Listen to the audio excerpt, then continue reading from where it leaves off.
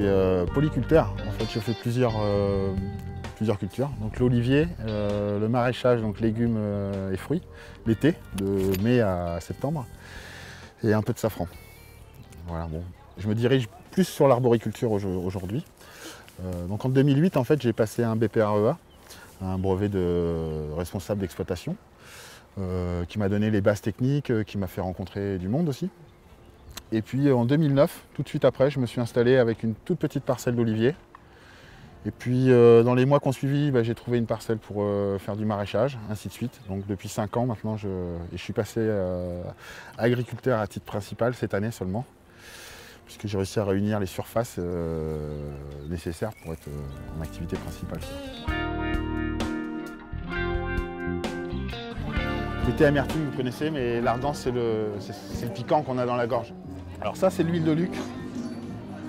Donc une variété à tout petit rendement d'huile, plus utilisée pour la bouche, pour les olives de bouche. Ça, c'est de la verdale, j'ai appelé la verdaline. C'est très doux aussi. Mais là, on est plus sur la noix fraîche. La première, je leur donne des noms. Alors la première, je l'ai appelée la Luc d'Alban. Donc la Luc pour la variété. Et Alban, en fait, c'est une des sœurs de Guillaume d'Orange, le fondateur de Saint-Guillaume-le-Désert, qui est occultée dans l'histoire. Donc la communauté de communes a voulu valoriser un peu les terrains autour du grand site en plantant des oliviers, et donc il leur fallait donc un paysan qui s'en occupe. Et donc je m'en occupe depuis 2 ans. Ils ont été plantés en 2007 ou 2008 pour les plus anciens. Donc il y avait tout à faire, c'était des tout petits oliviers que je travaille en agriculture biologique. Donc ce qui fait qu'on ne travaille pas du tout évidemment comme en conventionnel. On n'utilise pas de produits chimiques. Vous pouvez voir, il y a de l'herbe, puisqu'on ne désherbe pas.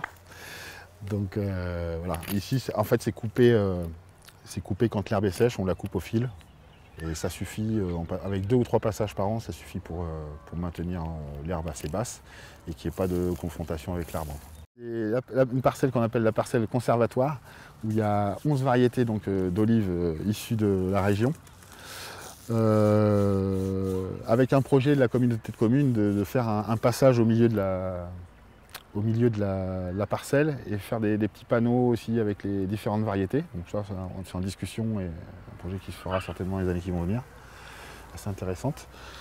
Voilà, on retrouve les variétés principales, la verdale, la picholine, la luc, l'olivière qui s'implante beaucoup ici, la rougette de Pignan, la violette de Montpellier, la ménudelle, la clermontaise. Elles sont toutes regroupées ici, quoi.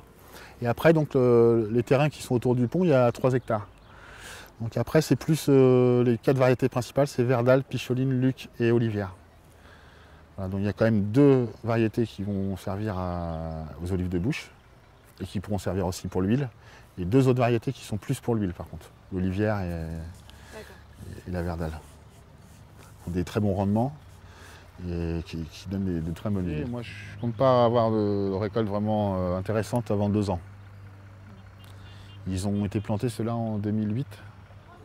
Et en huile, je ne dépasse pas les 500 litres pour le moment. Il y a les 3 hectares du pont qui vont arriver en production. J'ai une autre parcelle qui va rentrer en production aussi. Quand tout ça va se mettre en route, je vais passer de 500 litres à 2000 litres ou 2500 litres. Donc là, je vais pouvoir vraiment commencer à en vivre, parce que ça prend du temps pour en vivre. Là, je fais tout en vente directe. Alors les fruits et légumes, je vends tout à Saint-Guillain de juin à septembre. J'ai un point de vente là-bas. Pour ce qui est de l'huile, je fais quelques petites foires comme ça, mais c'est anecdotique, c'est vraiment occasionnel, quoi. Sinon, j'ai développé en fait un système de dégustation-vente chez des personnes qui m'invitent. Et chez eux, ils invitent du monde. On essaie de réunir une vingtaine, une trentaine de personnes. Et voilà. Et là, je leur fais dégoûter toutes les huiles, je leur parle de ce qu'est l'agriculture bio.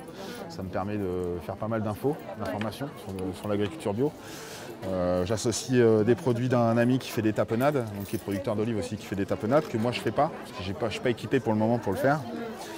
Et j'associe aussi un peu de vin de mon beau-frère pour faire venir les hommes. Sinon, ils envoient leurs femmes chercher l'huile et puis eux, ils ne viennent pas, quoi. Alors là, ils viennent. Et alors ça, en fait, au tout départ, je l'ai développé dans mon réseau familial et d'amis. Je ne l'ai pas tellement développé ici, je le fais un peu ici, mais pas beaucoup. Je le fais surtout en région parisienne et en Normandie. En Bretagne un peu aussi, et un peu en région lyonnaise. L'avantage, c'est de vendre mon produit super vite, quoi. C'est-à-dire que là, cette année, j'ai vendu les 3/4 de ma production, voire un peu plus, en une semaine. Donc en 4 dégustations, j'ai vendu 350 litres d'huile, quoi. Donc ça veut dire un gain de temps, parce que la vente, ça a quand même beaucoup de temps passé à vendre. Voilà, un gain de temps, les frais réduits, parce qu'un seul déplacement pour pas mal d'huile. Et voilà. Et puis surtout, après, ça me libère pour faire autre chose, donc pour passer sur la taille, pour enfin, tout ce qui est pratique culturelle, quoi. Après, c'est exponentiel, quoi. Donc, par contre, j'ai pas assez de production. Il me faut produire plus pour répondre à la demande. C'est le terrain qui manque alors? Non, c'est que j'ai les terrains, j'ai les oliviers, mais ils ne sont pas encore en production. Ils vont rentrer en production d'ici 1 ou 2 ans. Donc d'ici 2 ans, j'aurai plus de problème pour fournir. Donc en fait, je ne suis pas issu de l'agriculture. Enfin, j'ai pas de famille dans l'agriculture. Donc j'y suis venu sur le tard. En 2008, je passe mon diplôme, un BPREA, donc un brevet de responsable d'exploitation. Et en 2009, j'ai commencé donc j'ai voulu m'installer tout de suite, quoi. Donc le seul problème, c'est que j'avais pas beaucoup de terrain. J'avais une toute petite olivette à Saint-Guyen avec une 60aine d'arbres. Et j'avais un terrain pour faire du maraîchage de 5000 m², ce qui était déjà pas mal pour commencer, mais voilà, il me manquait quand même des terrains.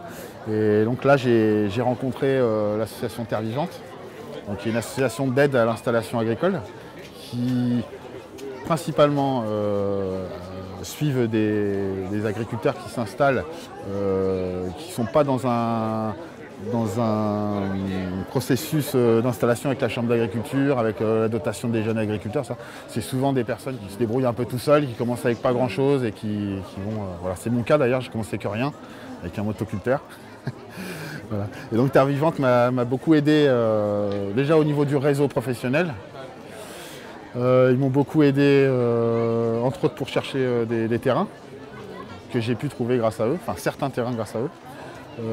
Ils m'ont beaucoup aidé au niveau administratif, parce qu'il y a tout un tas de paperasse, de déclarations, quel choix faire au niveau fiscal, au niveau. Voilà. Donc là, ils m'ont beaucoup aidé aussi. Et puis, ils m'ont aussi beaucoup aidé humainement, parce que quand on commence tout seul, dans un milieu qu'on ne connaît pas forcément très bien, avoir un soutien humain, quoi, psychologique, c'est très important, quoi. C'est ce que j'ai trouvé à Terre Vivante, qui sont finalement devenus des amis. Et voilà. Ensuite, ça m'a donné envie de m'investir aussi dans cette association, pour renvoyer un petit peu la balle aussi. Donc voilà, je vais pouvoir vraiment asseoir l'exploitation et faire suffisamment de chiffre d'affaires pour en vivre correctement. Puisque depuis 5 ans, en fait, j'en vivote, quoi. Donc ça va que ma femme a une activité salariale qui fait qu'elle amène un salaire à la maison. Mais voilà, depuis 5 ans, les 3 premières années, j'ai rien sorti du tout. Je ne me suis pas payé. J'ai tout réinvesti tout de suite dans du matériel pour pouvoir travailler plus confortablement. Et puis là, depuis 2 ans, oui, je commence à me payer un peu. Bon, cette année, par exemple, je me paye à peine 400 € par mois. Bon, ça permet de garder un peu d'argent en trésorerie aussi au cas de coup dur, mécanique ou autre. Il y a toujours du matériel qui lâche. Voilà, dans les 2 années à venir, je compte bien pouvoir me payer correctement, c'est-à-dire un minimum d'un SMIC. C'est le minimum, quoi, pour tout le travail qu'on fait. Et voilà, bon, c'est en bonne voie. C'est de la picholine. Donc ça, c'est très aimé des connaisseurs, des gens qui consomment beaucoup d'huile et qui aiment les huiles qui piquent, qui piquent bien la gorge, quoi. Bon, encore cette année, elles sont quand même relativement douces.